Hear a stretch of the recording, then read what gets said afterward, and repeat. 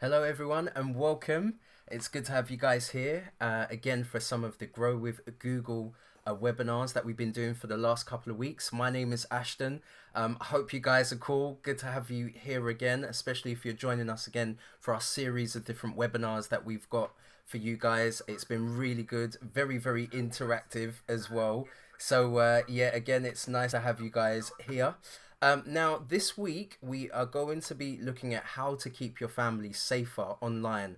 Now, again, as parents and also, family members as well, just making sure that we're doing the best that we can in order to keep their privacy safe and also to make sure that they're not accessing content which is definitely going to cause some harm. So again, the internet is a great place, but then we also need to make sure that we can have, some restrictions and monitor. And again, because there's loads and loads of content which is out there.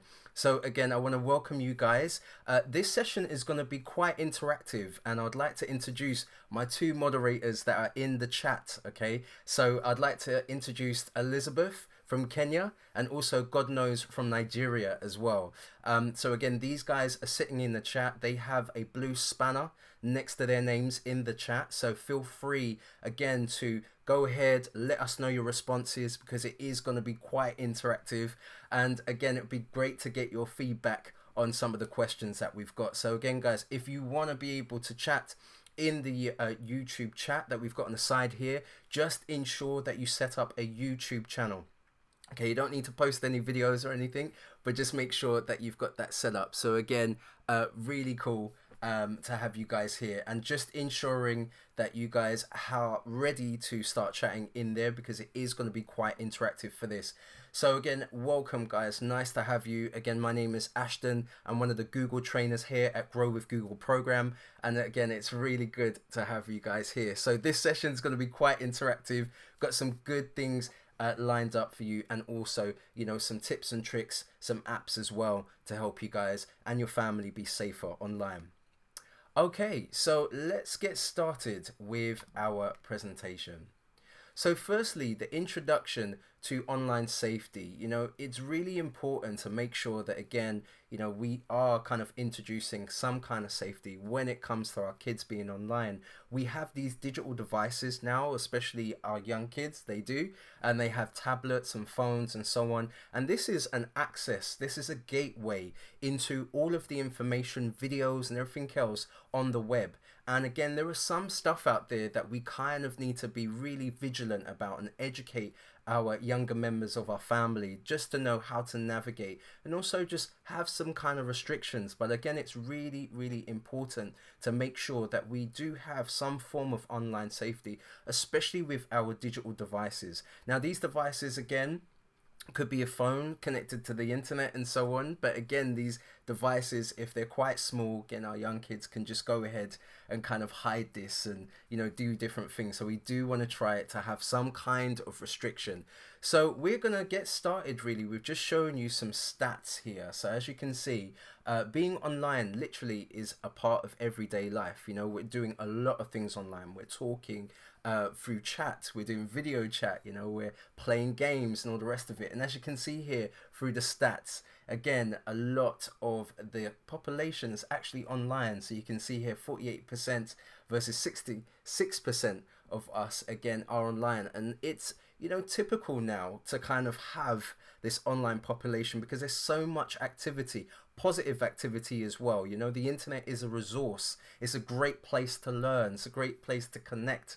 So again, this is becoming a part of our everyday lives. And again, for our young members in our family, they are also, growing up with this technology. So it's really important that we set kind of restrictions and perhaps some boundaries on the way that we behave online, especially for our younger kids who are in our family. So again, just a quick stat here just to show you again that we are increasing and using the online services and online platforms that we have. So we're going to get started really with a question. So this is where I'd like you guys to really interact. Our moderators are here for you as well, but I really want to get your response to this question.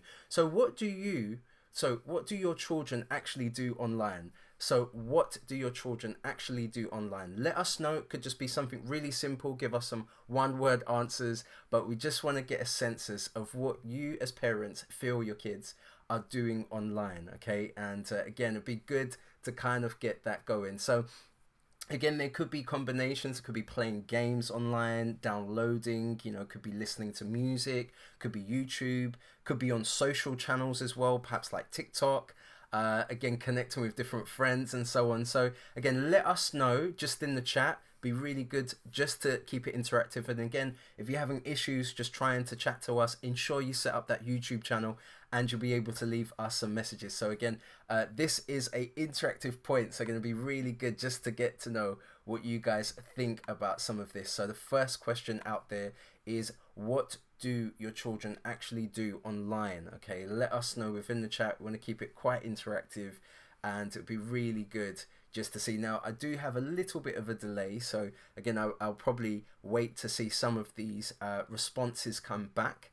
But again, as mentioned, it's good to have an idea of what they're doing. And you might find, thank you, we've got kids learning online. Yep, definitely a big thing here because there's so much resources, again, for learning online. I'm going to give you one or two throughout this presentation. TikTok, yeah, is a very big one, as mentioned. Okay, so again, those social media channels that are on there, especially for the younger generation, perhaps might be using TikTok.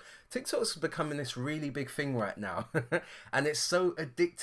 You can go ahead and just sit there for hours, literally going through like all of the different videos, the short form videos. But again, if our kids are on this, they probably might be creating their own videos, right? And making sure that we need to keep that kind of private, but we'll talk about that as we go on.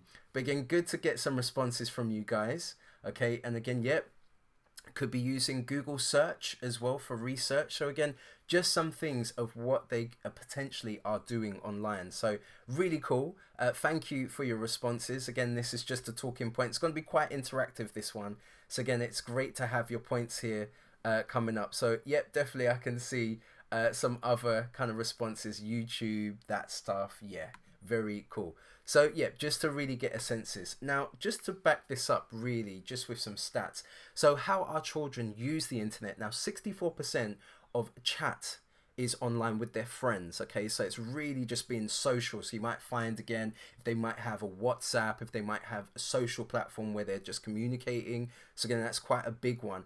52% will watch video clips. Now, again, on some of those social platforms, you might find again, if it could be YouTube, it could be TikTok, as you guys have let us know here in the chat. So again, it's really, really important, again, just to make sure that they're not going on to other content which is not cool for them. And also 53% will be playing online games against friends and strangers.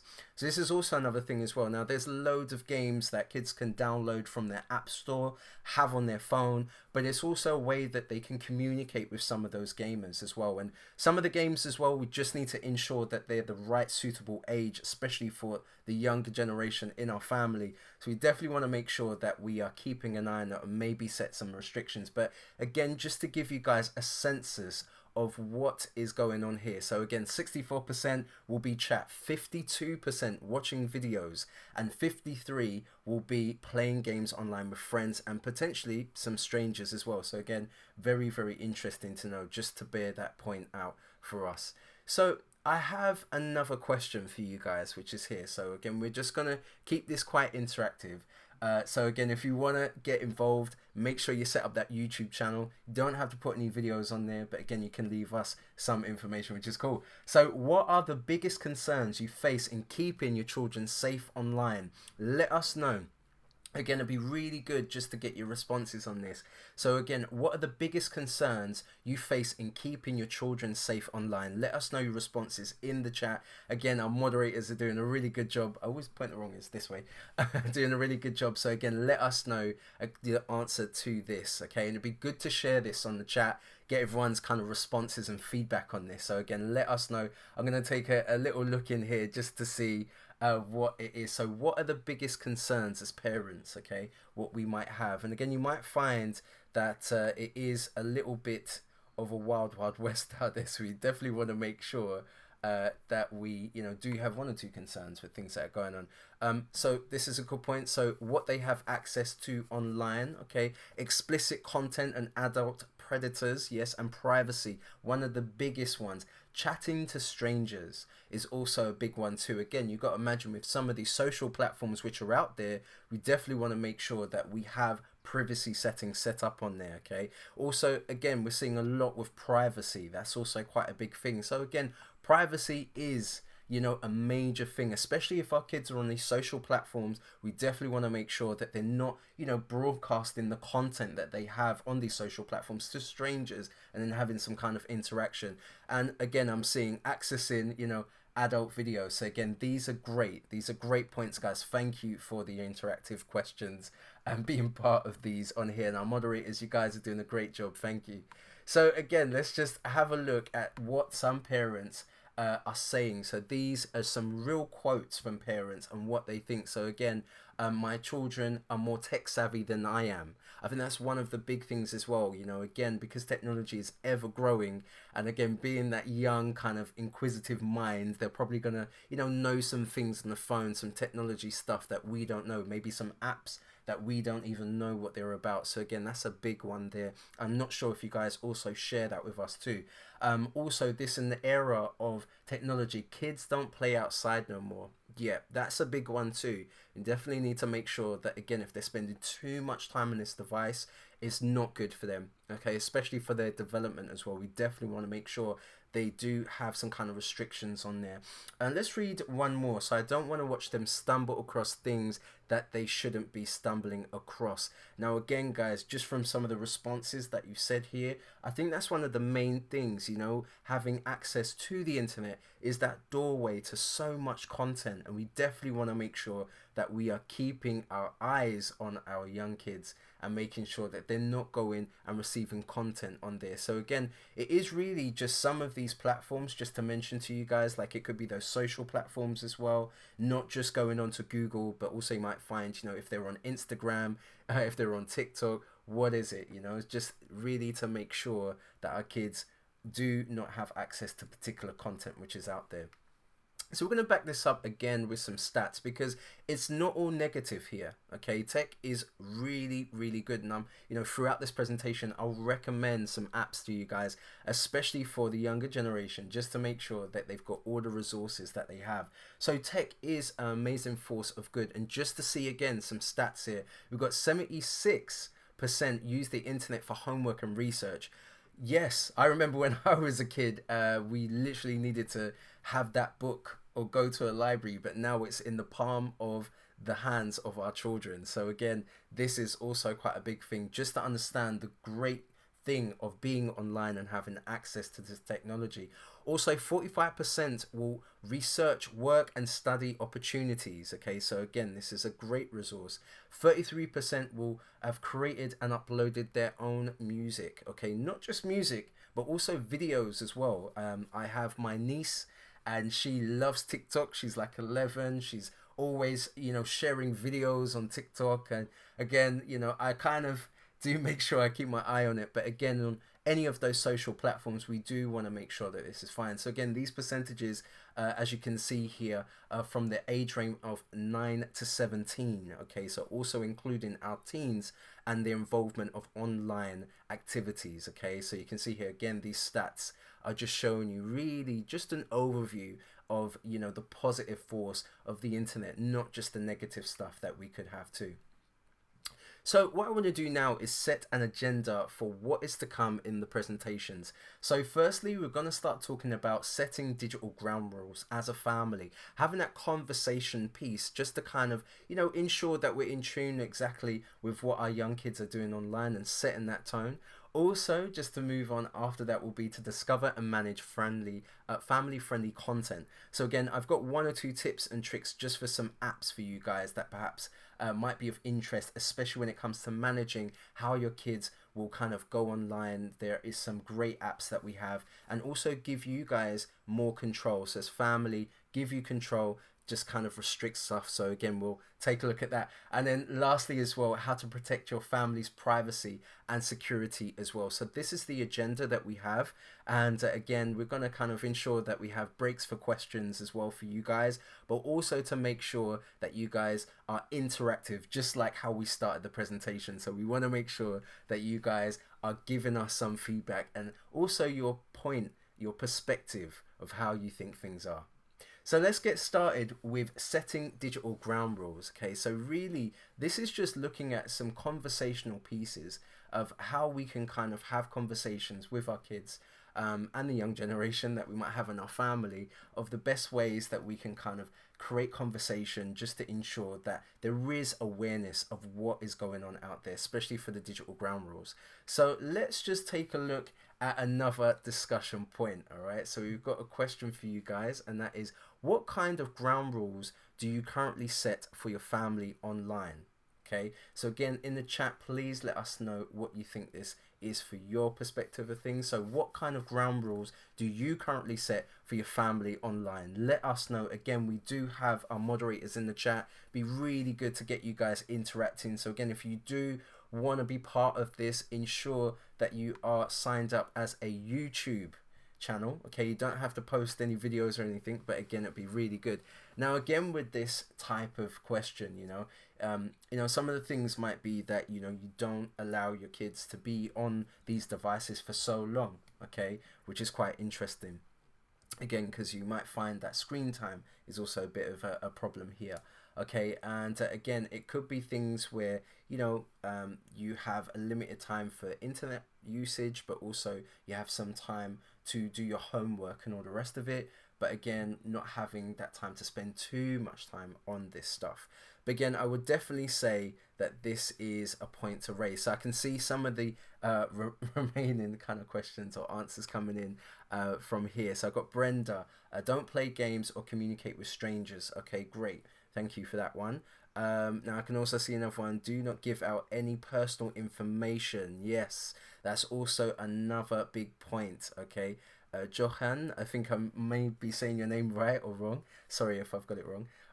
And yeah, date of birth, address, numbers. Yeah, and this is something that we're going to talk about. Limit screen time is also one of them as well. So yeah, screen time is a big thing, especially with these digital devices. And yeah, another one. Don't talk to strangers online. So again, these are just conversational points and ground rules, but let's just try and have a look at the ways that we can kind of enforce this. So we're gonna, through this part, just kind of talk about this, but again, it's really interesting that we are all kind of on the same lines, to make sure that we are protecting our younger generation that we have on here. So again, really cool. Thank you for being interactive as well. Keep them coming in. Your responses are great, so thank you again for this. But yes, let's keep going on. Let's see what we have installed, especially when it comes to this.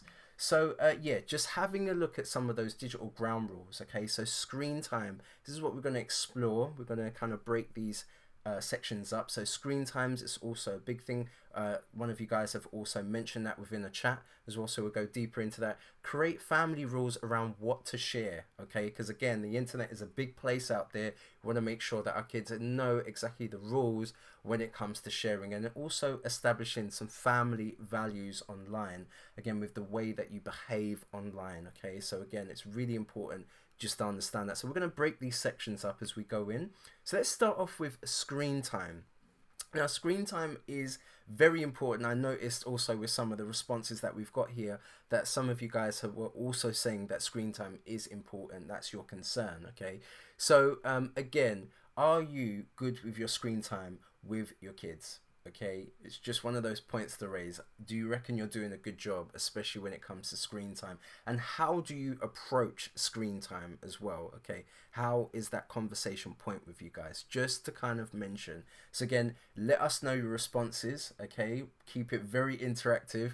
Are you good with screen time? Okay, yourself. That's one point. But then also, how do you currently approach screen time as a conversation with your kids? Okay, so again, let us know just within the chat. We're keeping it really interactive here, so again, it will be great just to kind of get your responses on some of these. So I can see just in the chat that everything's going on. Yes, there are one or two things, but again, let us know how you approach screen time with your kids, okay, and your younger generation of your family that are there. So again, really cool, but let us know within your responses. Now, what I want to do is kind of recommend, okay, some tips. There is an app here that I'm going to recommend to you guys, but as we wait for these feedback to come through for these responses. So yes, it can be defined in the Amazon Fire tablets compared to Android. Yep, in terms of screen time. So there is some kind of, within the software on our devices, options for screen time. So thank you for sharing that. Okay, and also use internet only for 2 hours per day. I think that's quite reasonable. I think that is quite reasonable. Again, we do want them to kind of be in the real world. We don't want them to be sucked into kind of just being online all the time. So again, this is their development stages. We need to ensure that we are kind of, keeping an eye on that. So again, I'm seeing some of you are saying the 2 hours. This is good to have. Again, we love this. Keep it really interactive. Let's share this amongst our other participants and ensure that we can share kind of our views on here. So again, this is really cool. Keep them coming. That's cool. So as we go on, I want to again just recommend something to you. So balancing screen time, just some points here. So again, it's great if as a resource, again, the kids will require to, maybe get online to kind of research, maybe use things like Wikipedia, things like that, okay? But then also it's a great way, especially in the time that we're in right now, to connect with friends and family, and ensuring, again, that, if they're doing video chats or chatting on social media, that this is also a way that is positive, okay, especially to keep that engagement going. But then when we kind of look at the negative stuff, it does have an effect on sleep, especially if you're noticing again that your kid is literally just spending a lot of time on these devices, and it's not good for them, and also spending less time with others or even outdoors. Again, this is where the devices just become too much on there. So really cool. Again, thank you for your responses. We're seeing all of this coming through. Moderators, you're doing a great job as always. I want to thank you guys. But yeah, let's take a look at this free app that you guys can download just to help combat, screen time. So I don't know if you guys have heard of Family Link. It's a great app. It's literally been around for a little while.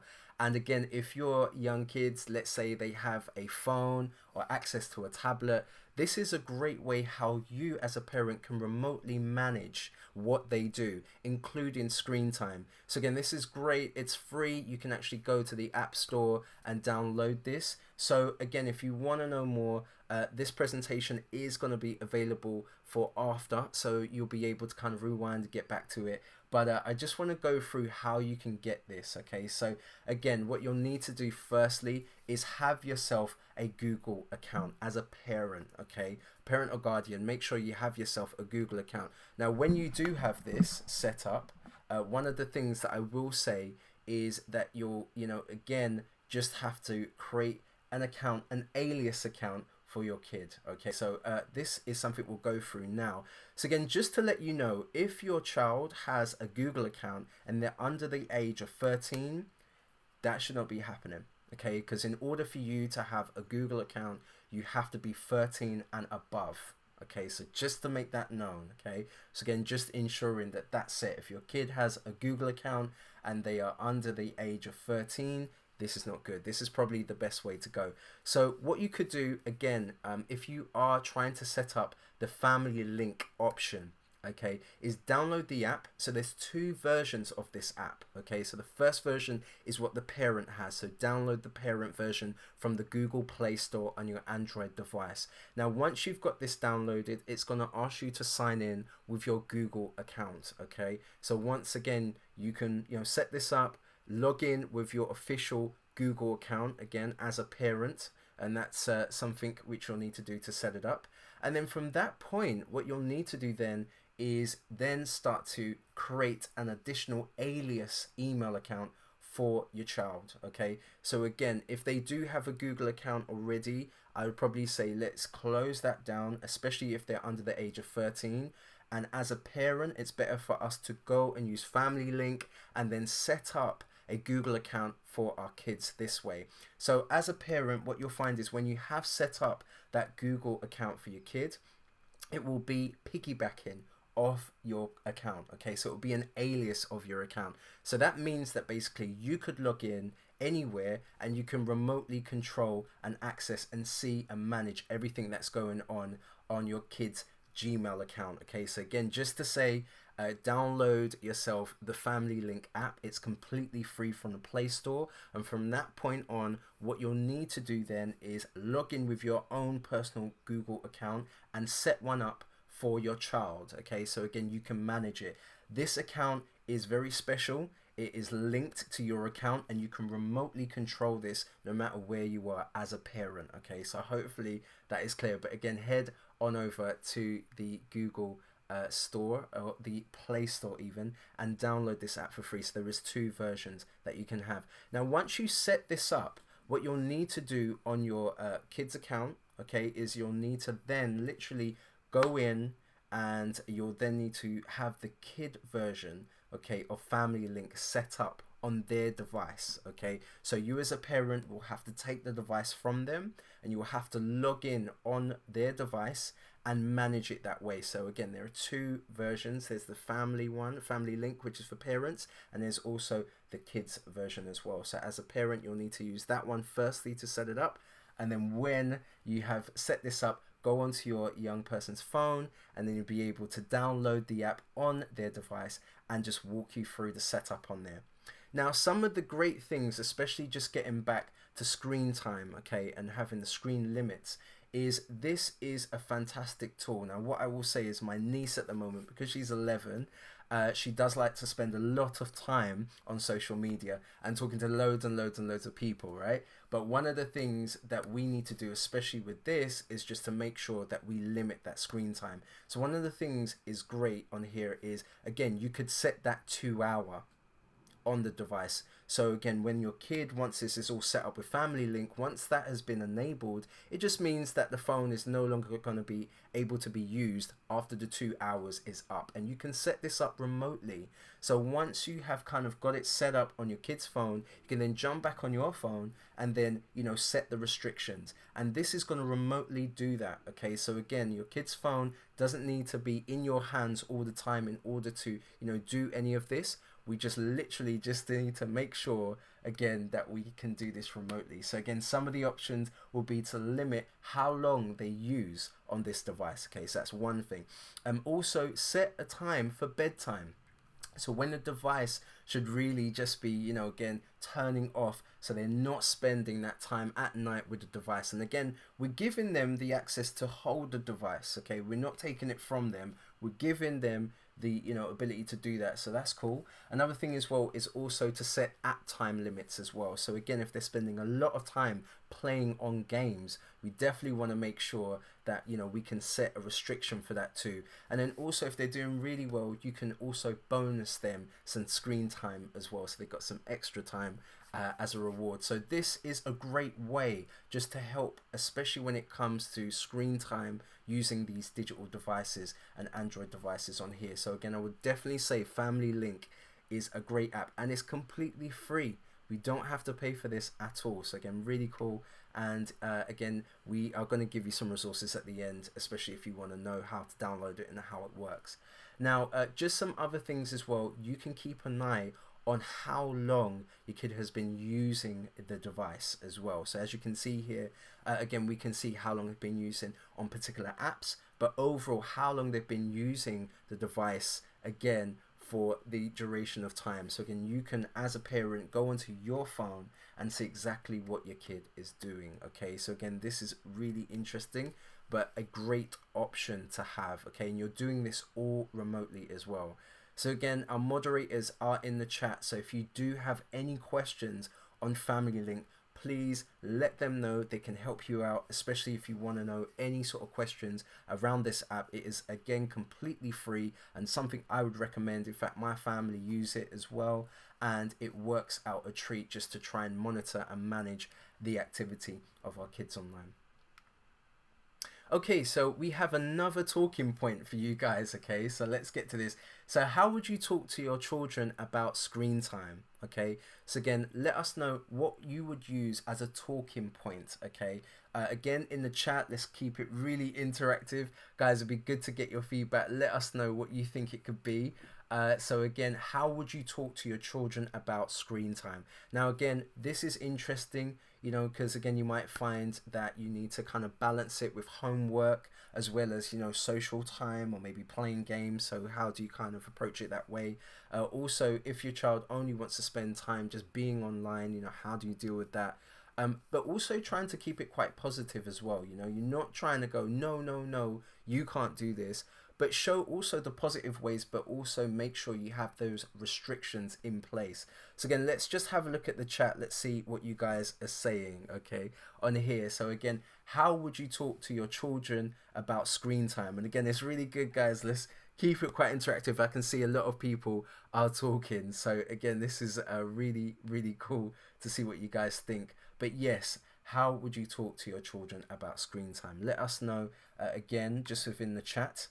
And again, it'd be good just to know. So again, I'm just getting one or two things that are coming up. So all screens are off limits during school term during the week. Screen time between certain hours only. Thank you for that response. Not too early in the day, not too late in the evening. Thanks again. And another one here is providing alternatives to screen time, discussing the need for physical mobility. Okay, so thank you. All of these are really good. So it's great that you guys are mentioning this. Again, shout out to our moderators in the chat. So if you're sitting there and you want to get involved, make sure that you set up your YouTube channel and then you'll be able to talk to us on the chat on the side, and let's just keep it really interactive, guys. But again, thank you for your responses, and again, it's just, some good responses. Nice to share amongst parents exactly what we think about stuff. And again, shout out to our moderators that are in there. So again, really cool just to get your feedback on some of this stuff.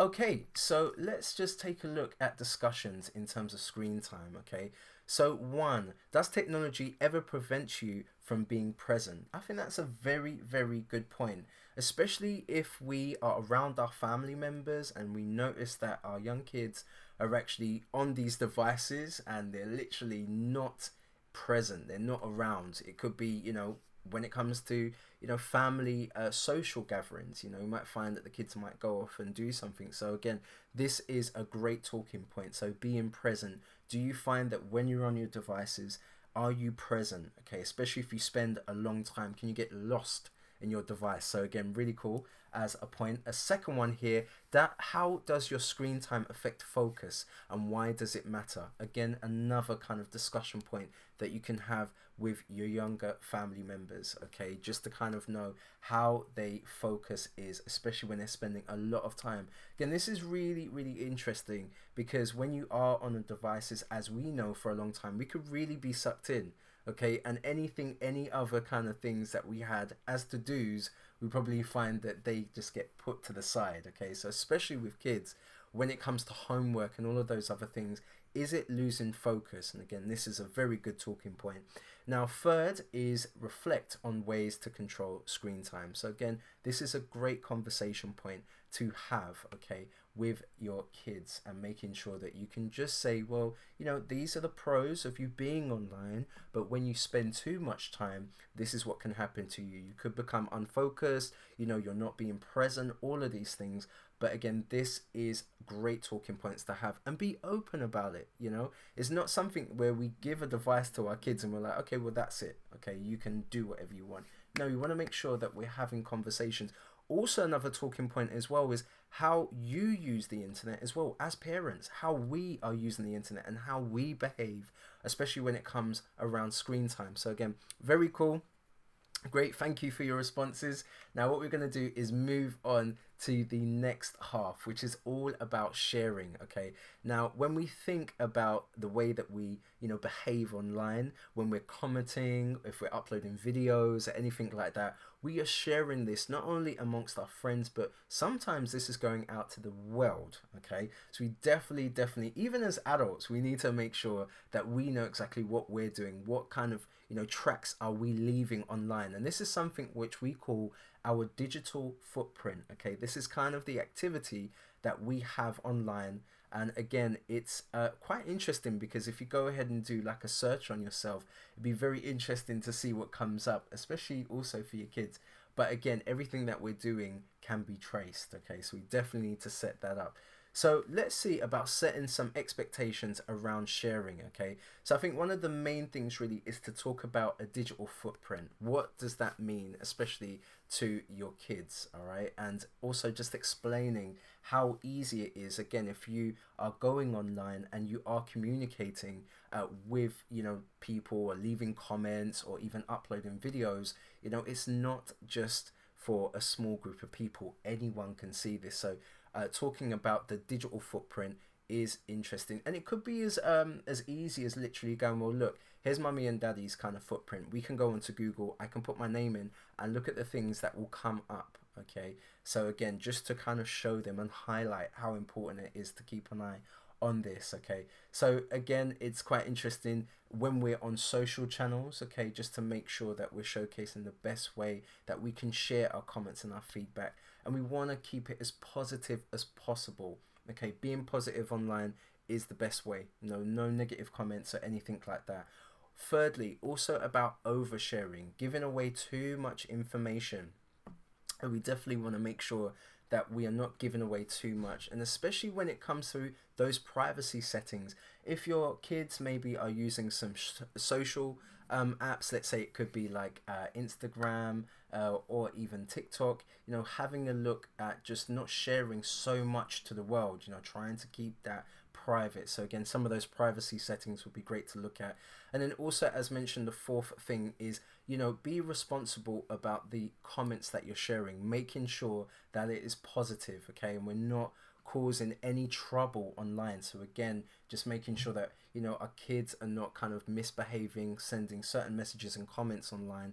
And again, you might want to just have one or two examples again, but these are great expectations, just points to mention to you guys about how you can kind of keep that going. Now, if you do want some help, more additional kind of talking points, we do have our link at the bottom, which is wellbeing.google/families, a great website just to give you some tips and tricks on how to create those conversations, but then also some apps which can also help you out as well. So again, I would definitely recommend this to you guys. Right, so then also family values as well. So again, if we are talking about the digital footprint, okay, again, when it comes to our family, it's just also leading by example. As a parent, we definitely want to showcase the best way that we should be kind of, using the internet, our activity onto internet. Also, again, how we engage online, it's really, really important. So again, you should be leading by example. And again, if there is something that, as parents, we have been involved in, we definitely want to make sure that we can maybe showcase that if it's for appropriate for our kids, but just set an example of the ways that we can kind of lead on the values, especially of the way that we behave online. Because again, you might find that you wouldn't do certain things out there in the real world, so why would you do the same thing online? Okay, you just need to make sure that the behavior is the same and we have some values on that. So again, just some of the things, just setting some or establishing some family values. Okay, I think again, it's just setting an expectation of the way that you want them to kind of behave or be online. Okay, so again, making sure that you're being positive all the time, making sure that you're not oversharing, but again, also being positive about being online too. It's a great place to learn, to get new experiences, to kind of pick up different ways of maybe for resources as well. So again, these are quite interesting things, but making sure that it's not something which we're trying to go, no, don't do that, but just setting some ground rules of the best way that we can behave.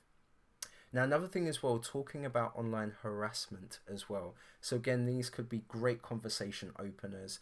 Again, you might find that if our kids maybe have been online, maybe on some social platforms, just having a conversation of saying, well, again, have you ever had any kind of harassment? Has there been any kind of, behavior online which you think wasn't right? Again, these talking points will help, okay? Definitely, just to help them share and be able to be open to have these conversations with us.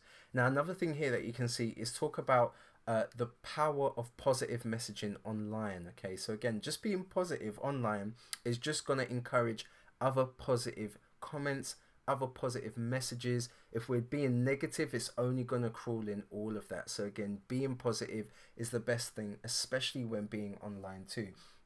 So again, these are just some of the family value points, okay, just to mention to you guys. Let us know in the chat kind of what you think about this. But what we're going to do now is just move on to questions, okay? So again, I'm just going to ask our moderators, literally, if there are any questions at all at this point, just to mention, okay?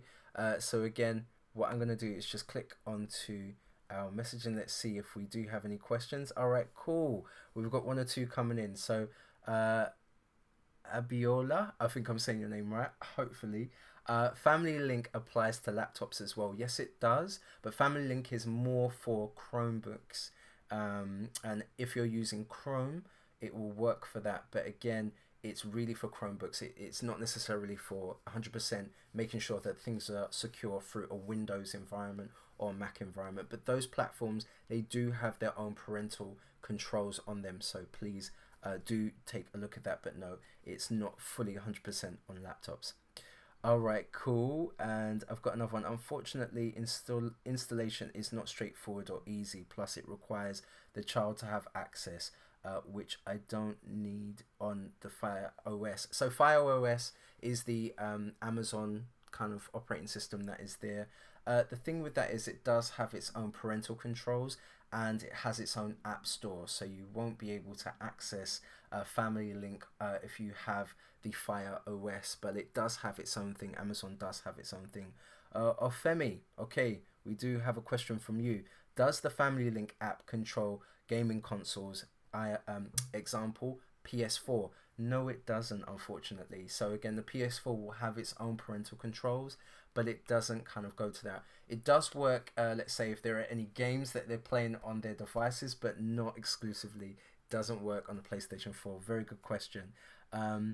Is Family Link for online alone? No, it's not. It is for apps as well, and it is for the device that the kid uses too. So it's not just for being online, it is for the usage, the general usage of that, okay? I've got another one here, Nigzo. I'm not sure if I'm saying your name right. I really do apologize. Is screen time active on and offline? Yes, it is. So in terms of if there is no internet access, it's still gonna have that restriction, okay? So again, it's something which has been set on the app, which is installed on the young person's phone, and it will have access to control it, okay, even if there's no internet. So that's a very good point.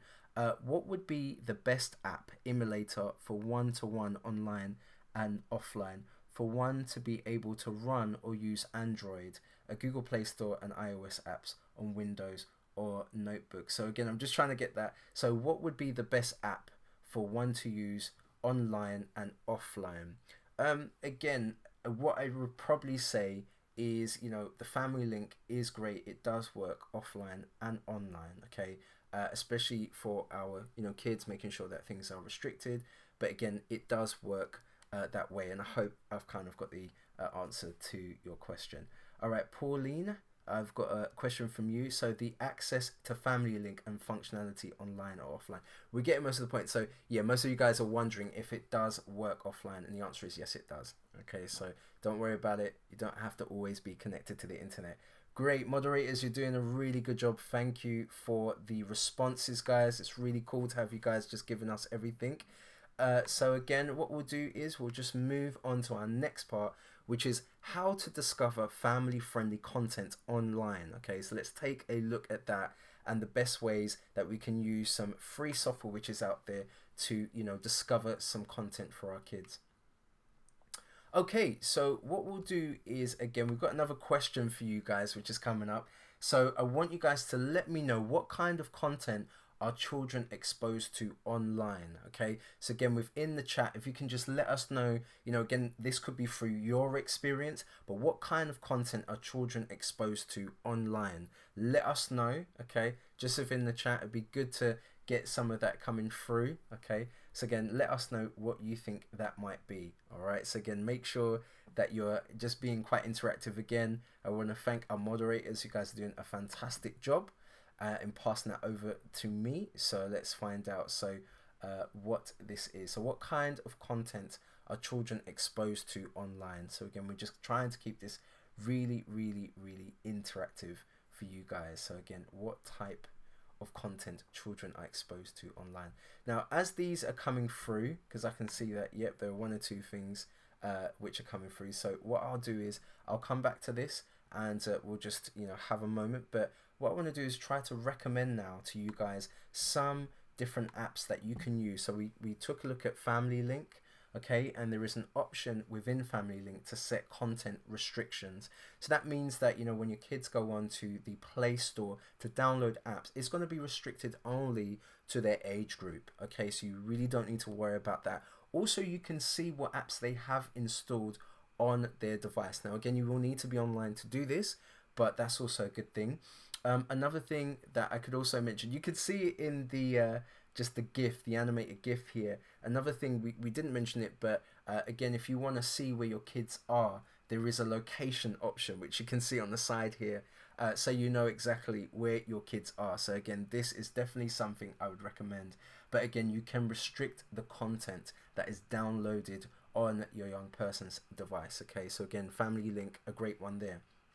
Now, if you are doing this directly within your web browser, you can also do this as well. So you can go into Chrome, and with Chrome, if your kid has, let's say, a laptop, again, maybe if it's a PC, it could be Windows, it could be Apple. What you can do is log into Chrome, okay, so that you can sign into Chrome. So allow your kid to sign into Chrome with that restricted kind of Google account, which you set up through Family Link.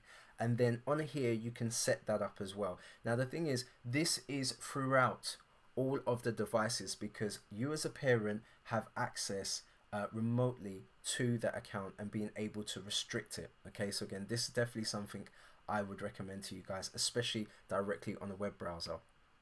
Now, another tool that you can use is Safe Search. Okay, so this is really good for any of the users perhaps that are, again, maybe your kids are going onto a web browser, they're on a PC, they're on a Mac, something like that. So what could you do to help kind of, restrict and make sure that it's safe? So firstly, what you could do is literally just go to Google, and just to show you this, if you go over to google.com, and you can see this is the screenshot for it, but go to google.com, and what you can do there is you'll see there will be a settings option. Okay, so search settings, which is in the bottom right corner, okay, that you'll find. So go ahead and click onto that.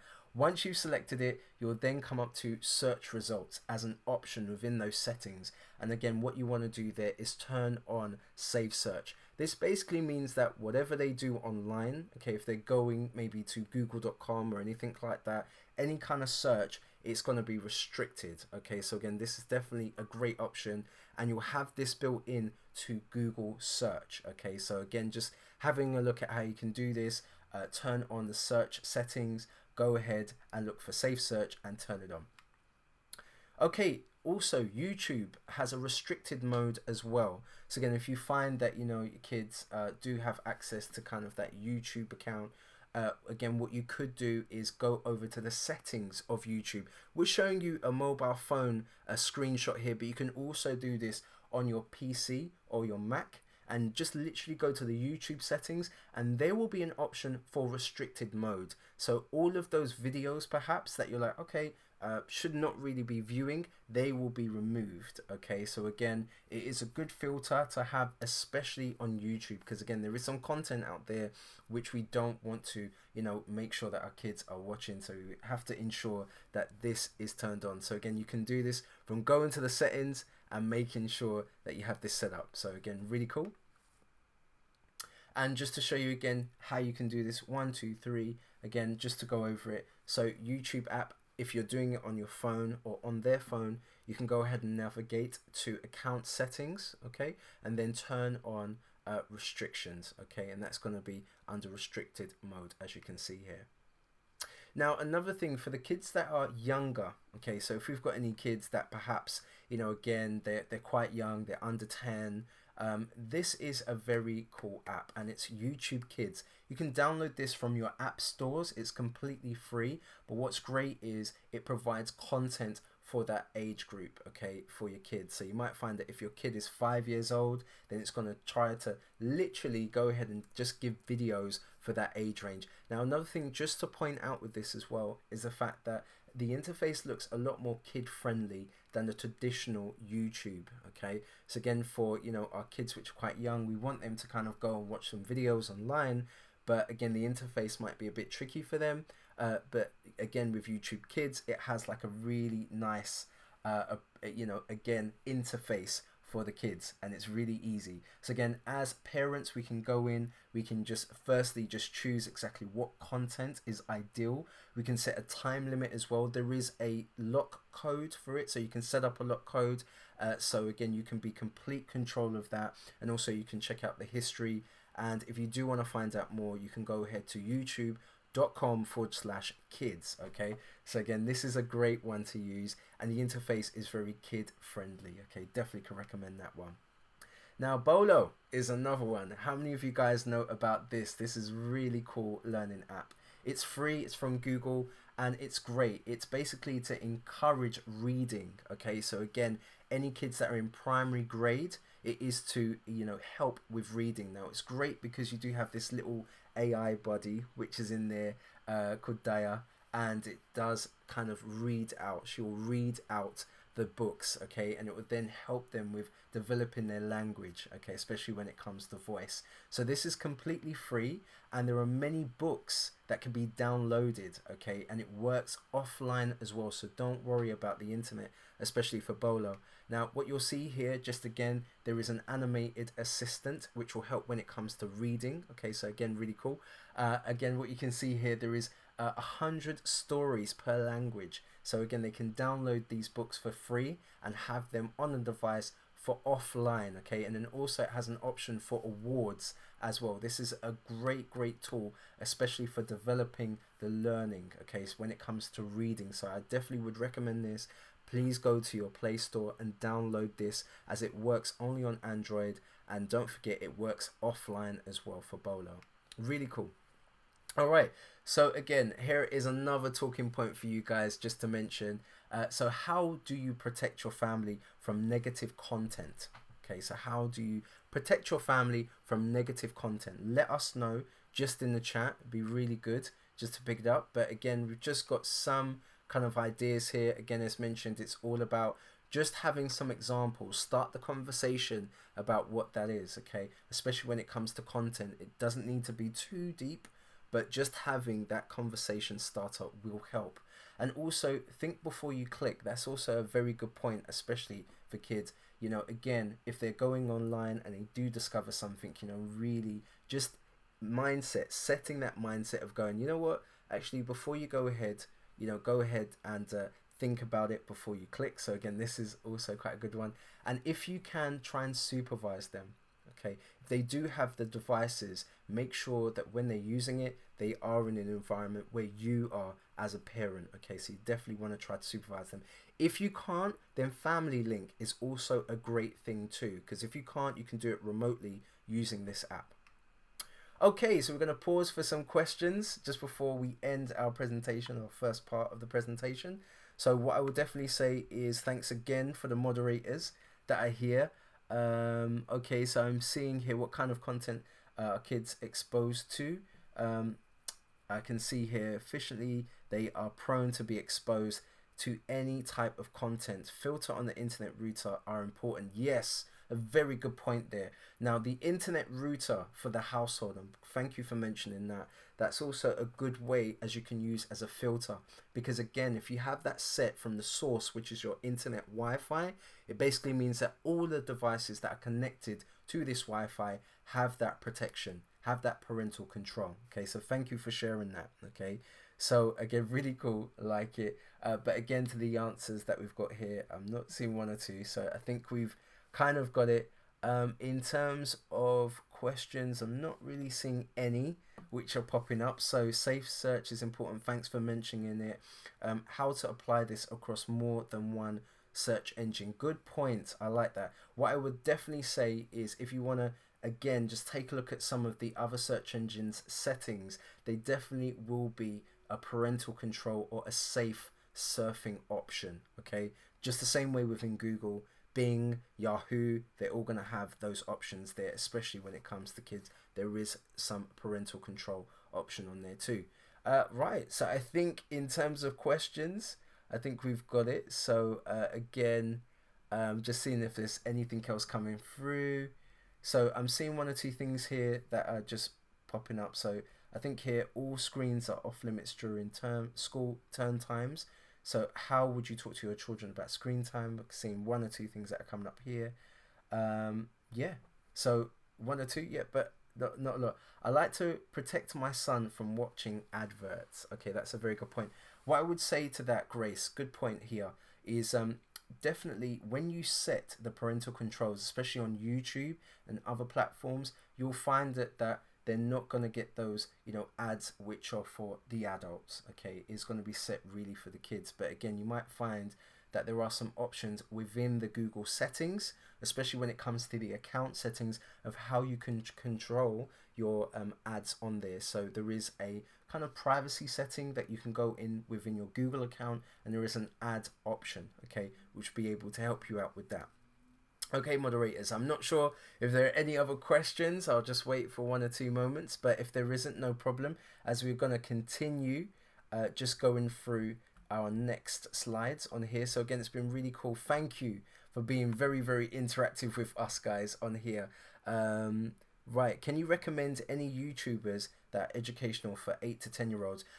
From my knowledge, what I would say, it is different, but I think if you go into YouTube Kids, Grace, you'll be able to kind of, again, just have that content set. Okay, so YouTube can do the filtering for you. So that's a very, very good point. Thank you for that.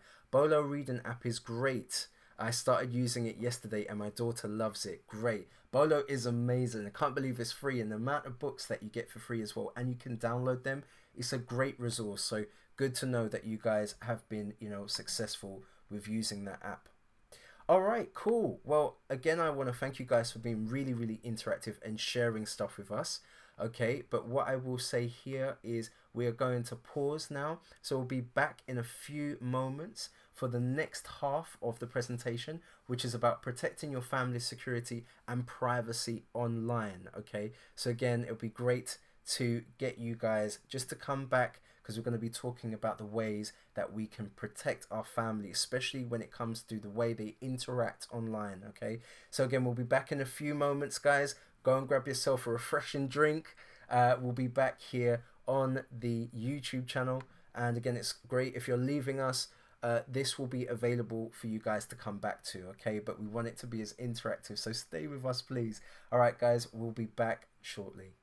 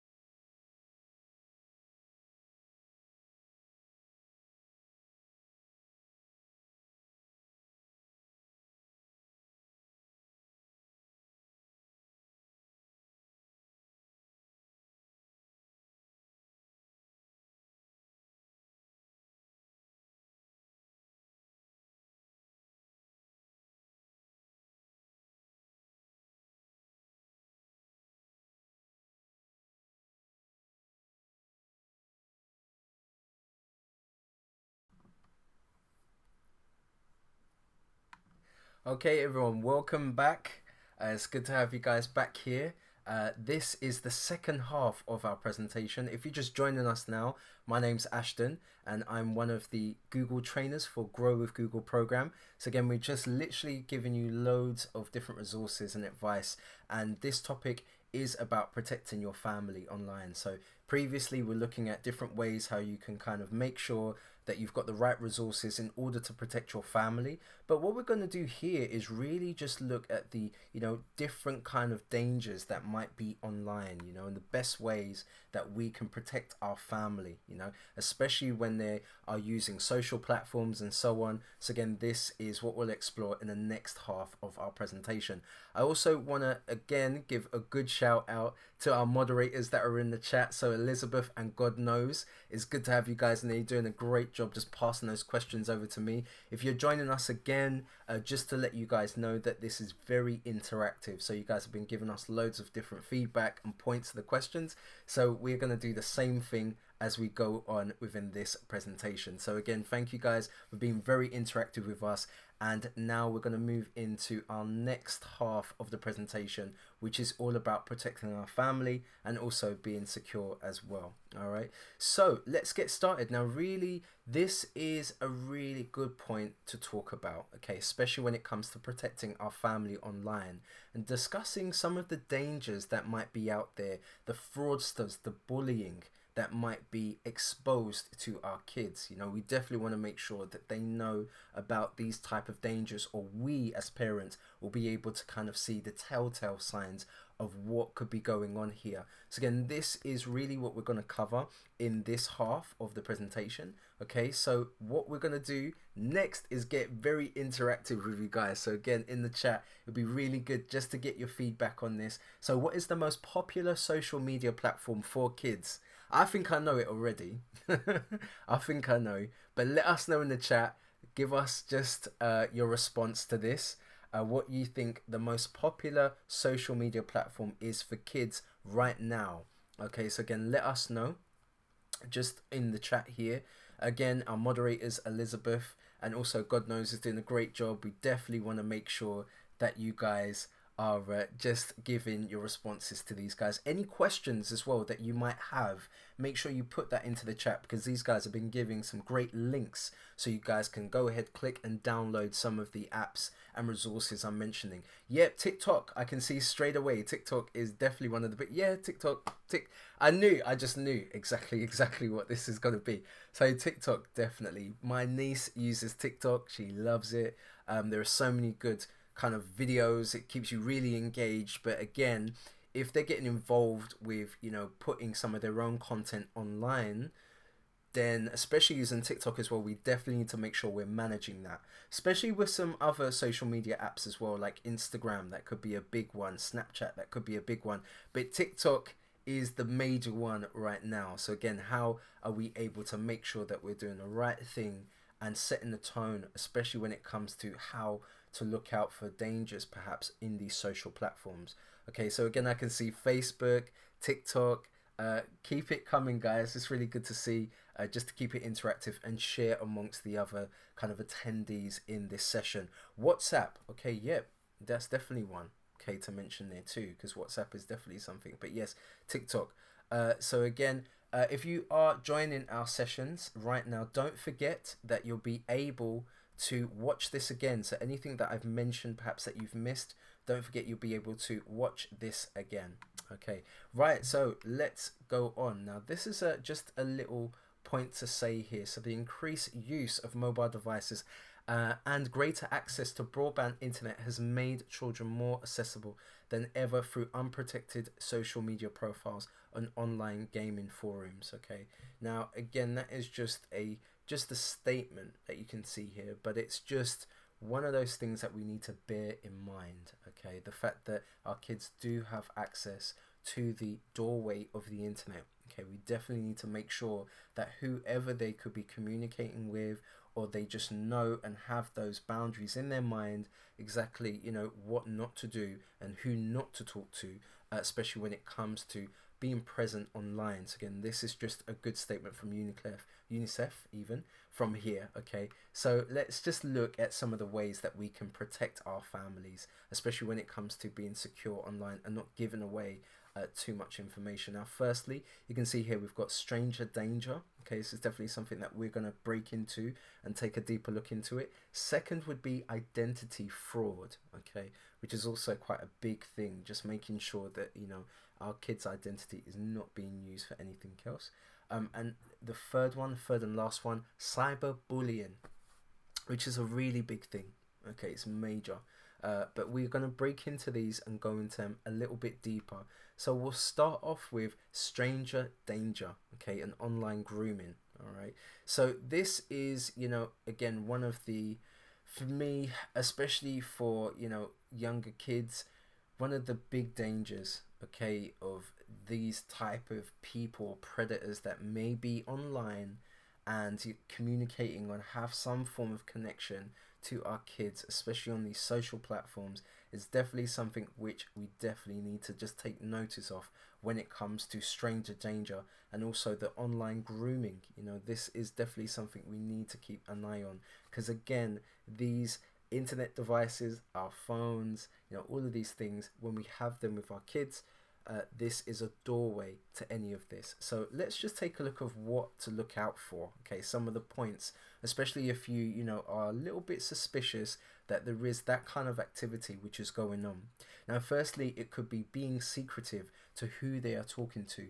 So again, we kind of explored in the first half of the presentation about having those conversation points, and I think again, just going back to that and just being like, okay, well, having a conversation, how is it on TikTok?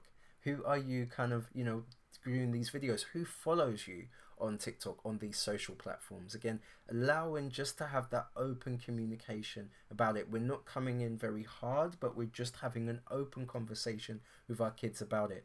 Also, the use of sexual language that you wouldn't expect from them. That's also another telltale sign, again, that they may have been exposed to this type of danger with the online grooming. So again, this is definitely something to keep an eye on. And again, it's just a conversation. If you are using some of those apps, as mentioned, it could be Family Link or something like that. If you're noticing there's a lot of activity, perhaps on these social apps, this could be a telltale sign to make sure that we are starting to have these conversations with our kids. So again, this is cool. Another thing as well is switching screens. So you might find that, again, if your kid maybe is, you know, they've got their phone, they've got their tablet, or there's a laptop, whenever you come into the room, if they're being very, you know, private about what they're doing, this is definitely a telltale sign. It's something where we want to make sure that, you know, everything should be open in the household. We're not, you know, making sure that we are, okay, hiding things from each other. So again, this is definitely something as a telltale sign for the stranger danger, okay, and also online grooming. So here's another talking point just to bring to you guys again, and again, just to start that conversation. Now, how do you speak to your kids about online grooming? How do you start that conversation? Okay, and as you can see here, this is just a question out to you guys. What would you do? What would be that starting conversation to start talking about online grooming? As parents, how would you kind of start that conversation? Let us know in the chat, okay? Let us know in the chat. But again, it could be just with this stat here, a really quick one. I read a story about an adult pretending to be a child online. Have any of your friends experienced anything similar? It's a good talking point. Okay, just to mention, but let us know in the chat. Perhaps it's not this, maybe you have another way of how you have a conversation starter. Okay, so again, let us know. But again, as you can see, talk about the risks. Okay, just talk about, you know, the risk. Obviously, we don't want to go too deep with it, but just expose some of the risks that are out there, especially for these strangers that potentially are becoming, you know, being someone else, opposing to be someone else online. Also, agree on the rules. That's also another thing just to mention too. You know, again, we want to have these open conversations. We want to set some values. And again, it's just having that relationship with our kids to say, hey, look, how's it going online? How, you know, who are you talking to? Oh, okay, let me know. Is that going past what we agreed? All of these things definitely help to set those boundaries. And also stay engaged. That's another point of just like just tap in every time and make sure you're having those open conversations about the activity of what your child is doing online. So again, these are great 3 points just to mention here. And again, I can see just in the chat we've got one or two people just leaving us some messages. So again, it'd be great to share how you would start that conversation. Okay, so again, I can see one or two messages coming up. So I tell my kids that anything online stays online. This to me is to address that link. Okay, commenting on sharing online. So again, yeah, definitely what is online definitely stays online, but also making sure, I guess, that your behavior, whatever you do online, is going to be exposed. Okay, there are different people out there, so again, we need to be vigilant. Okay, but again, thank you for that one. All right, so again, we do have one or two messages that are coming through. Keep them coming. Again, our moderators are doing a great job there. So again, very good points, especially when it comes to starting a conversation around this. Okay, so just having a look at the next half. Okay, of again trying to protect our families online. Now, privacy and identity fraud. Okay, I want to put that question out there to you guys. Have any of you experienced this? Have any of you known of someone close to you, or maybe another family relative, that has experienced a privacy and identity fraud, especially when it comes to the younger generation, the kids? Has anyone ever heard, or maybe has experienced this with any family members that you might have? So again, this is definitely something I would say is really important, just to know the boundaries, especially when it comes to your privacy, your kids' privacy online. So again, let us know in the chat. It'd be interesting. We're keeping it very interactive here. But yeah, let's take a look at what to look out for, okay? Especially if your kid may have been involved in any sort of privacy or identity fraud, okay? So as you can see, the first one here is maybe you get a bill, or you get some kind of email or anything which comes through, and it's like, okay, well, why has it got my kid's name on it? And what is this kind of purchase, or what is this thing that has come through? So again, this is another telltale sign perhaps that the identity of your child could be being used by someone else. Another thing here is to start to get emails from an organization that you don't recognize. Okay, so again, if you do have the alias within family link, again, that email account for the child, you can access. And again, it's always good to just take a look at their inbox and see what is going on, because again, you might find that there might be some emails there that are not really associated with really what they should be doing. And also lastly here, we've got receiving any letters regarding kind of government benefits or tax payments, any sort of bills, anything like that. Again, this is a telltale sign, so it's always good just to keep an eye on the inbox, but also any letters that might come through to your household as well. So again, I can see just here, just want to go back to the chat, again, just seeing some stuff. So Victor, sorry, I've got you there. I have seen some inappropriate content for kids on TikTok. Yes, and I will agree with you on that. So that's definitely something that we need to kind of address, and we're going to talk about that as we go through this presentation. I tell my kids that anything online stays online. Yep, we've already got that, which is cool. Thank you for sharing. And I'll again, there's another one here. I'll charge him or her for being sincere at any time. Okay, so again, it's good to see these coming through on the chat. But again, this is a good point, just to be vigilant, just to know exactly what is going on. We don't want to kind of be at the hands, especially of fraudsters, and our kids' names and so on being used for this type of activity.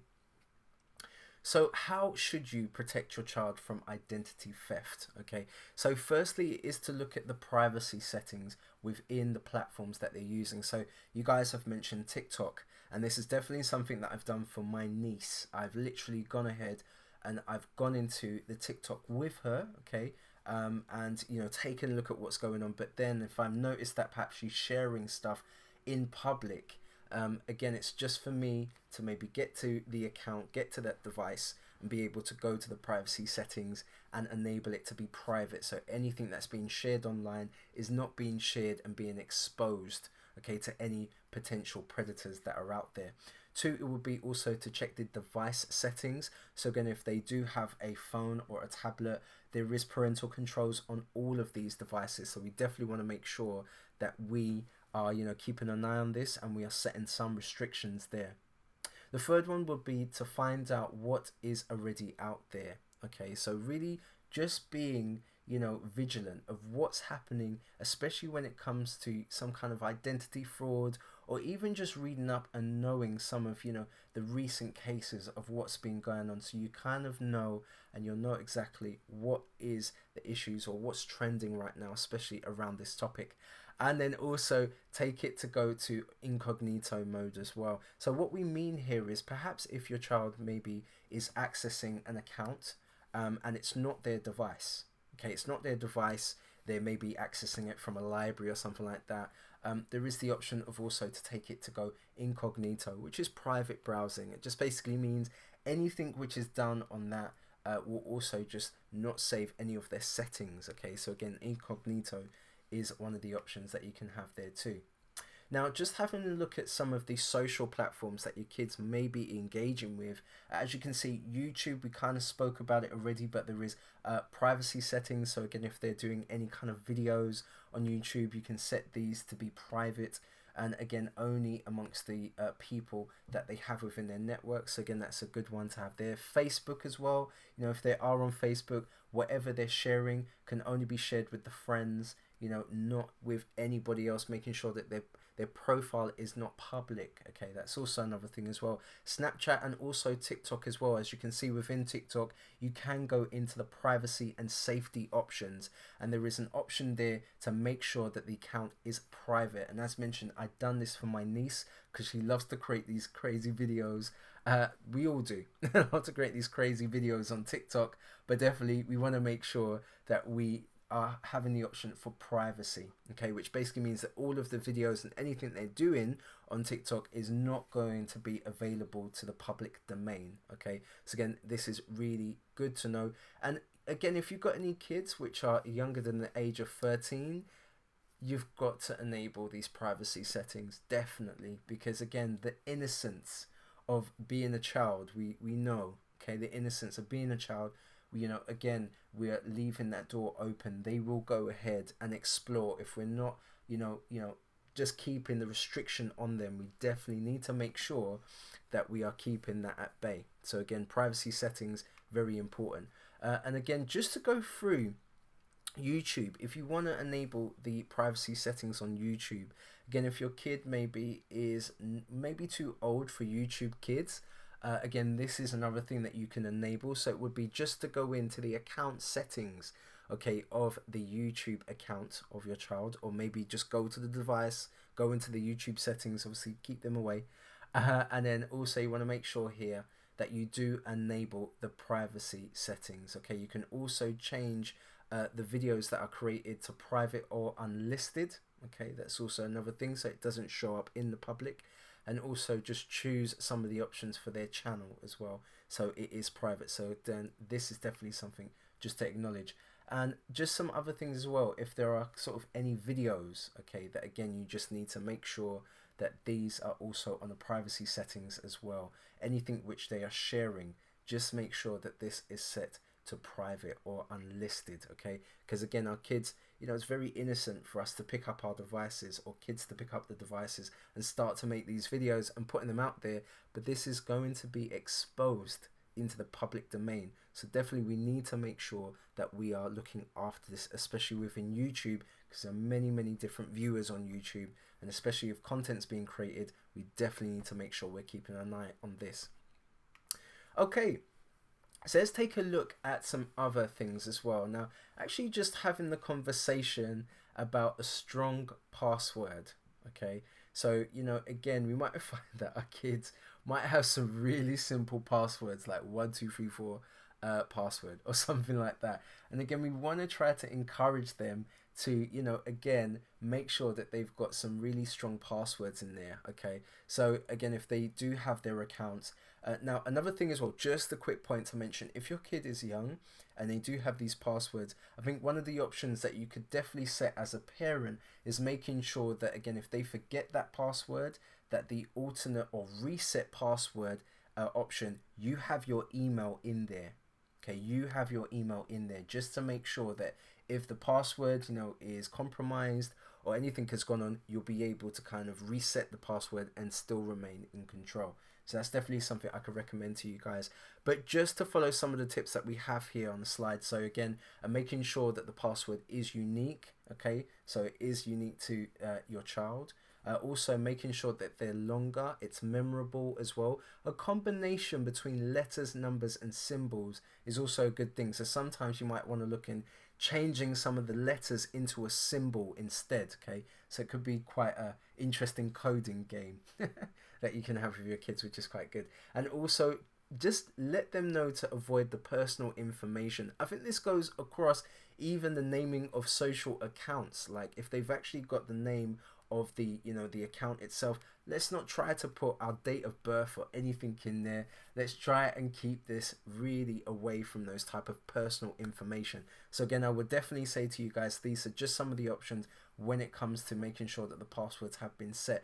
But we do definitely need to make sure as parents that we have access to again, if that password is lost or anything like that, we can actually retrieve it, we can reset that password.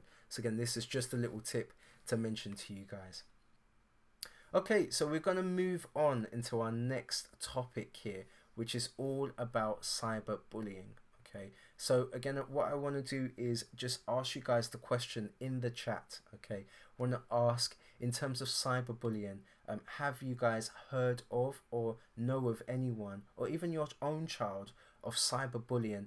Has there been any type of cyberbullying that's been going on, especially? So again, if you know of, please just let us know in the chat. Again, it'd be good to just get a census of how many people may have experienced this, especially with the kids that they have in their family, okay, or know of a kid that has gone through this. But cyberbullying is really important to keep an eye on, because again, when we think of bullying and the fact that it being a physical thing online, it is now taking place to be very, very impactful, especially in our kids' kind of day-to-day life online. So again, this is really, really important point just to get there. Now, we're going to follow this up with a stat, and you can see here there are 47% of children interviewed reported experiencing some form of digital harassment, and it is out there. It definitely is, and you can see again, this is a perfect example that we need to keep an eye on what's going on. So I want you guys again to be quite interactive. Our moderators are in the chat. So again, as you can see here, what do you think cyberbullying is? First question. And how is it different to other forms of bullying? Let us know. Again, I'm just going to hop on over to the chat. I think we do have quite a few things which is on there. So again, it's really good to see our moderators are doing a great job, okay, on here. So again, really cool just to see. So let's just go into the chat here. So I'm seeing a lot of things around TikTok is another thing here. So let's just have a look on here. So I'm just going to just see what you guys are coming up with, especially. So again, if you are not chatting in here, why not? We definitely want to make this as interactive as possible. Now again, you can see, yes, we had It Was Once. We talked about, and as a result, the kid understood to block and report the person. Great way to attack that. Okay, so thank you for sharing again with that. Really cool. But again, we're just going to leave this question up as parents. Again, we just definitely want to be sharing our different things, different experiences. So again, let us know on here. There is literally no difference between bullying and cyberbullying. It's dangerous and needs further escalation and attention. Thank you for sharing that. Definitely. I was cyberbullied on Facebook back in high school. Yep, again, you might have your own experiences when you were younger, of things that have, happened to you. Again, these things, they may start off a bit innocent, but as it goes on, that trolling, all of that type of stuff that's going on, it can really get out of hand. So thank you for sharing. Again, it's really good to have you guys in the chat and sharing your experiences and your responses. So again, thank you for that. Let's go ahead and just take a look. So how it has changed. Okay, so again, when we think about face-to-face bullying, it could be, again, it's a small audience. It's not something which is shared amongst many people. Also, it's just limited to the people who can see it. We can see who that bully is. And again, it's something that we can acknowledge who that person is, and we can deal with the matter there and then. But when it comes to cyberbullying, it's a completely different aspect of it. Okay, so again, you can see because it's the internet and because it's public, especially if we're dealing with comments or chat, which could be online, especially on the social platforms, you might find there are loads and loads of people who are looking at this. Okay, so again, this is not like the face-to-face option. Also, those comments and images that can be shared definitely can be of harm. Okay, definitely. And we definitely want to make sure that our kids are not sharing kind of images or anything like that online, especially inappropriate ones. This is another big thing with cyberbullying and also grooming as well, just to mention. Offer a degree of anonymity. Oh no, I can't even say it. Anonymity to the predator. Yes, definitely. That's one of the things. And also difficult to police and to publish. So I think, again, one of the things that you can do if this does happen, you got to report it. Every single social platform has an option of reporting. Okay, and that's definitely something you want to do. Report and block. Okay, so again, we definitely want to have that conversation just to ensure that our kids definitely know exactly how to handle, and also what are the telltale signs as well for our kids to understand what they'll need to do, especially when it comes to this. So we've got some terms here that I kind of want to bring up. So again, these are just some of the terms that you may or may not be familiar with. So you can see here we've got harassment as a form of cyberbullying. We've got outing as well as another form, trolling, bants, roasting. Okay, so again, you can see some of these. So if you're not too sure of what these are, let us know if there are any terms perhaps that you don't know, but we'll be happy to kind of just go through this. But again, if you're not too sure, these are some of the most common terms, okay, when it comes to cyberbullying that's on there. Trolling is a big one. Definitely, you might find that again, if there are any comments on social media, that you might have people who may come in and really leave some negative comments, and again, because it's online, it could be anonymous. How do we know who this person is?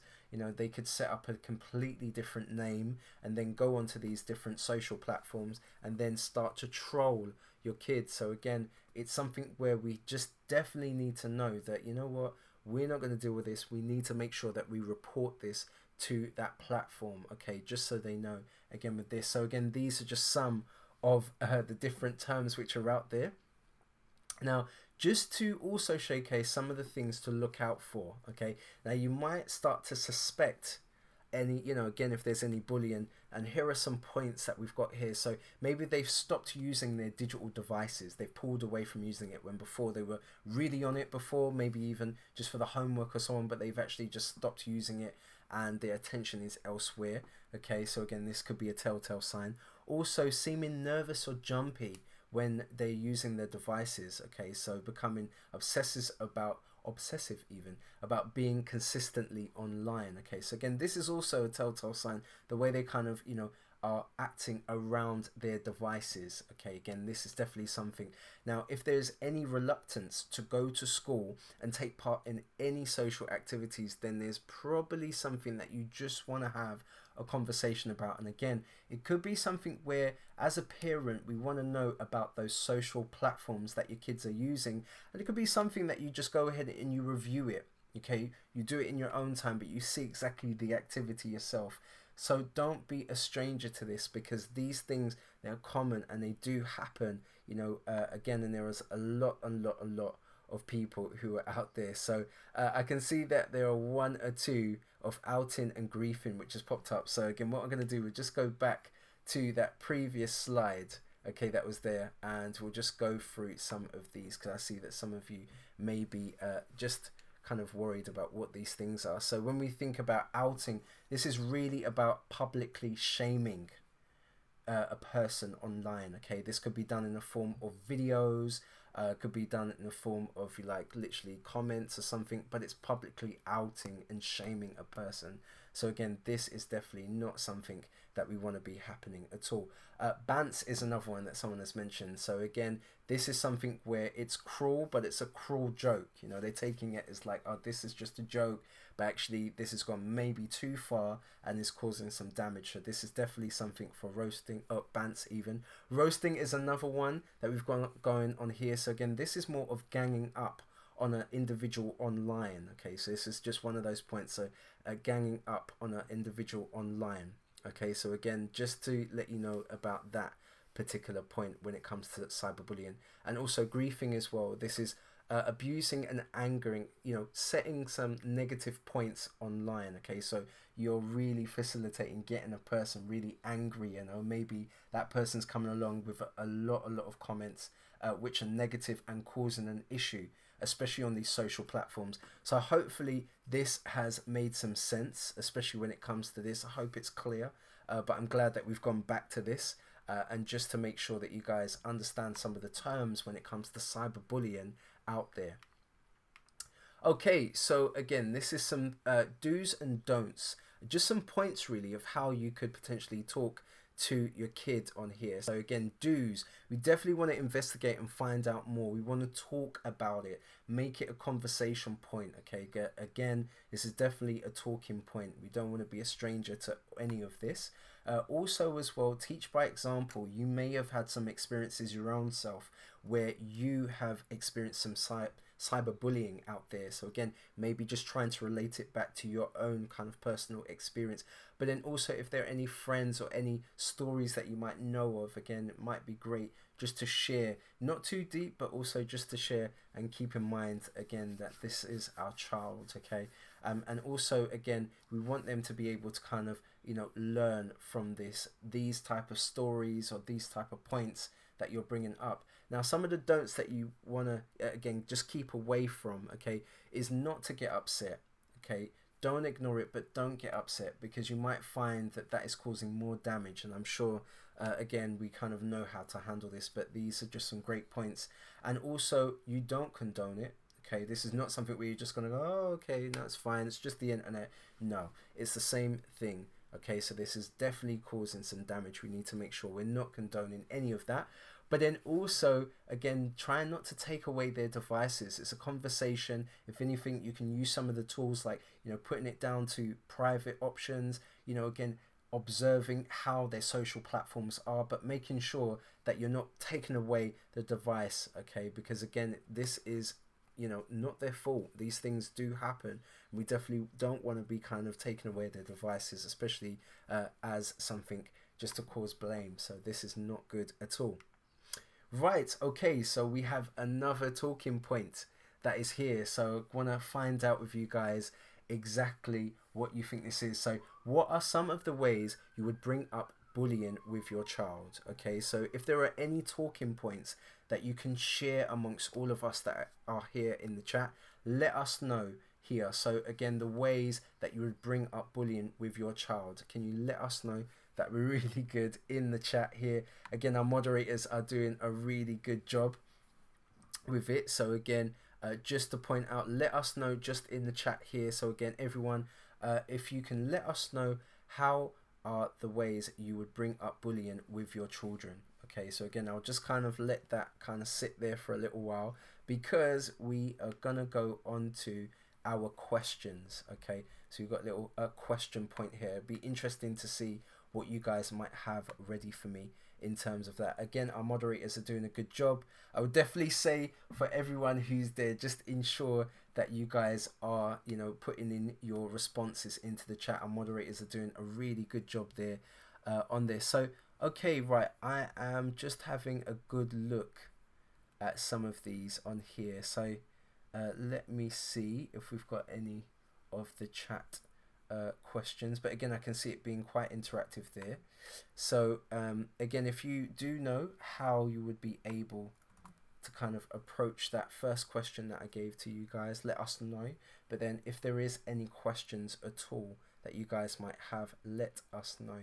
And again, I'm not seeing any, but maybe you guys are fine out there, which is okay. Let me see. Okay, right, I'm seeing one or two, all right, which are here. So yeah, okay, I'm seeing something with pop-ups. Okay, that's also something which we need to kind of restrict. Again, there are some pop-up options there. But let's see if there's anything coming up. Okay, what kind of yeah. Okay, not really seeing much. Yeah, which is coming through. I'm just trying to see. Again, our moderators are doing a great job. So again, let us know if there are any questions that you guys might have. Okay, so I can see here we've gone through the outing and bants and roasting and also griefing as well. But again, guys, what you can do is come back to this part of the presentation. Okay, that will be again really cool for you guys to know. We're getting some more questions on Bolo, which is that great free reading app. And again, just to let you guys know that this is only on Android. Okay, so anyone who's, we spoke about it previously before, but again, anyone who is on Android, that is going to work out for them. And I can see we get one or two. I see Elizabeth might have one or two questions for me. I'll just hang on just to see if we've got anything which is coming through. Right, okay. I would ask straight out, once your foundations relationship is sound, you can discuss anything. So that's a very good point, Sensei. So again, if you do have that relationship with your child, or if you don't, you need to set that, that relationship so you can be open to have that conversation about bullying. So yeah, that's definitely one thing. Let's see what else. They should develop a thick skin against all forms of bullying, especially cyberbullying. That is true. But again, it can be a harsh world out there. So we definitely need to educate them and make sure that they recognize what type of bullying is out there, but then also how to report it as well and talk to us about it too. Ask them how they feel when someone says hurtful things to them online. Thank you. That is definitely a good one to mention there. Yep. And I'm saying, how do we help a cyberbullying victim? Okay, now if you do kind of have that, or that's happened, especially to one of your kids or anything like that, it is really just to talk about it. Talk about it and make sure that they know that they're not alone in this situation. I think that's one of the biggest things, is definitely talk about it. And also maybe share some examples or experiences of your own or people that are close to you that perhaps, and how they may have dealt with it as well. Another thing is, well, here, kids are different and not all of them can develop thick skin. Yeah, you should rather teach them to defend themselves using the proper channels. Yes, thank you. So good to see in the chat. We've got quite a bit going on. That's really good. Guys, really like your responses here. It's great that we're sharing this again, because everyone in the chat can see what's going on. So great that we're sharing it. Thanks again for your questions and your points that are putting out there.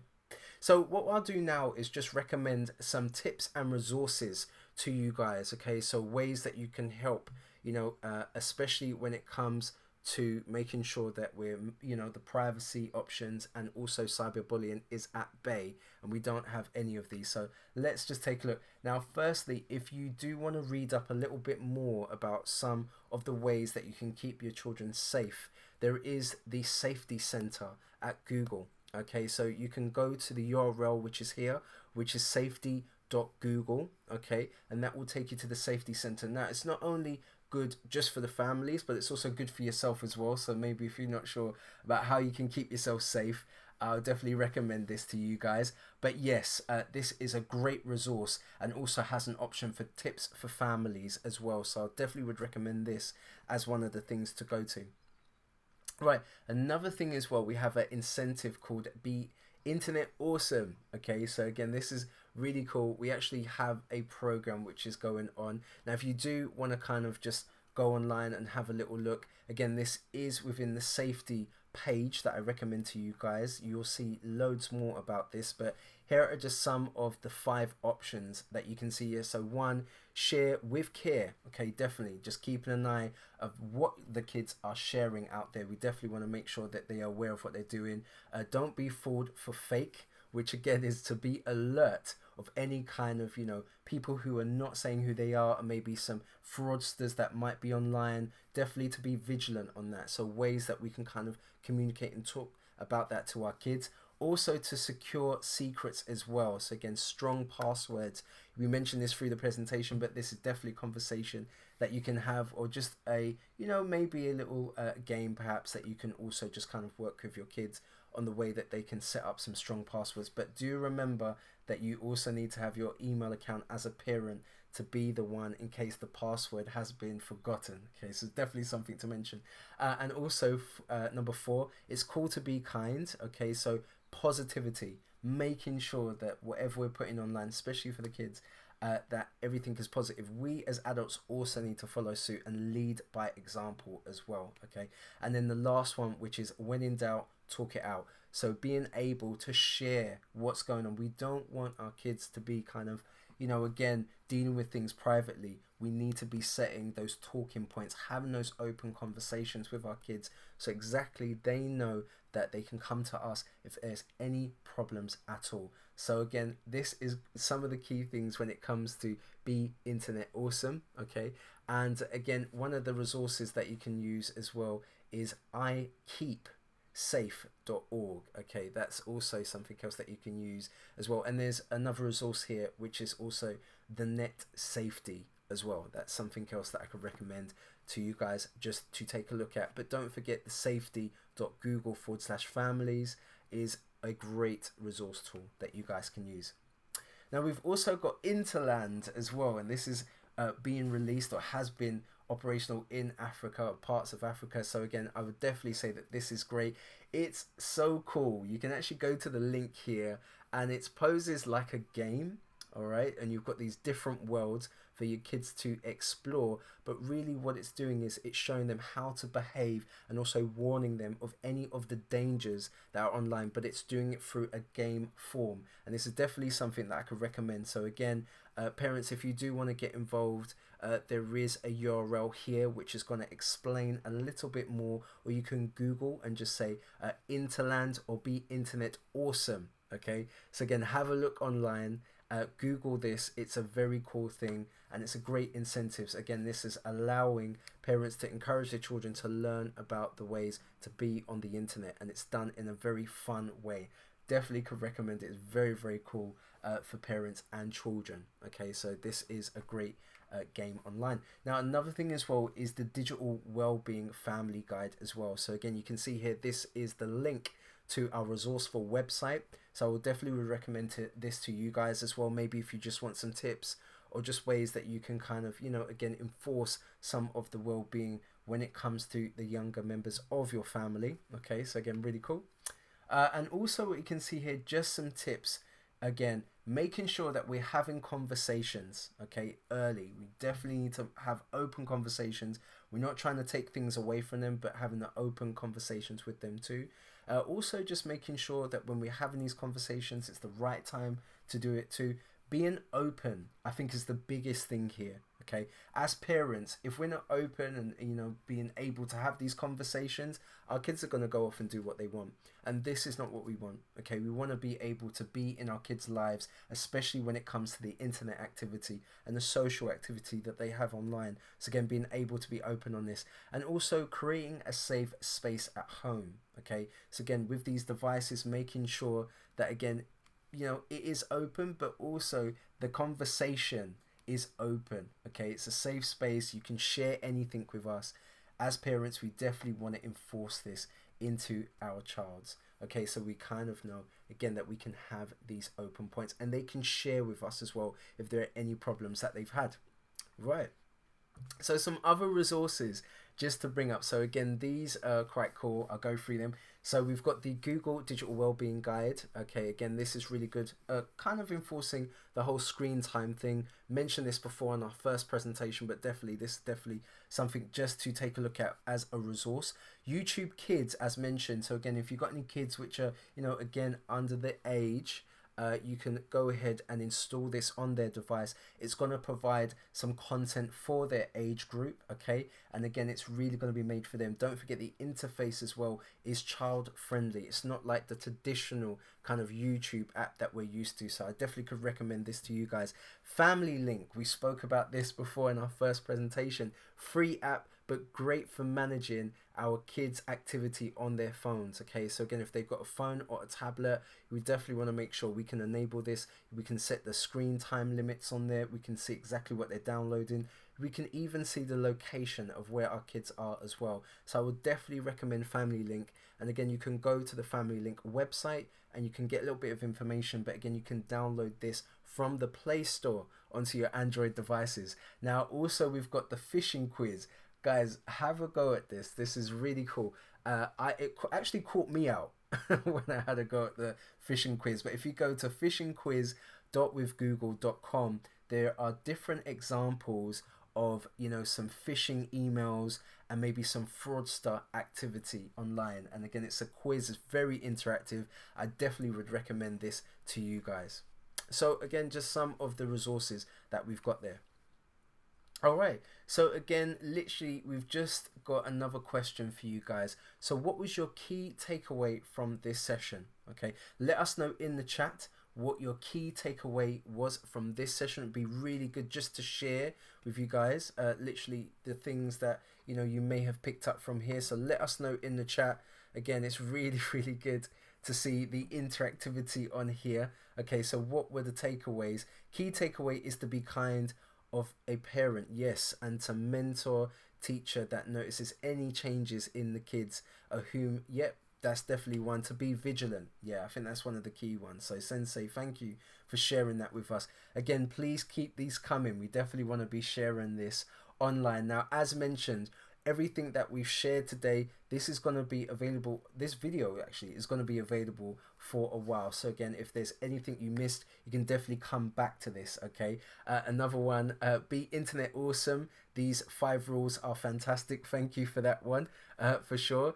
Since the internet is life in this present day, dealing with internet fraudsters has become so important, and this session has provided that. Yes, definitely, just to be aware of some of the fraudsters and other activity that our kids and even us, we can be exposed to as well. So again, guys, thank you for all of this and sharing it. Now, I want to say a big thank you to our moderators, Elizabeth, and also God knows you guys have done a really good job just managing some of the questions there.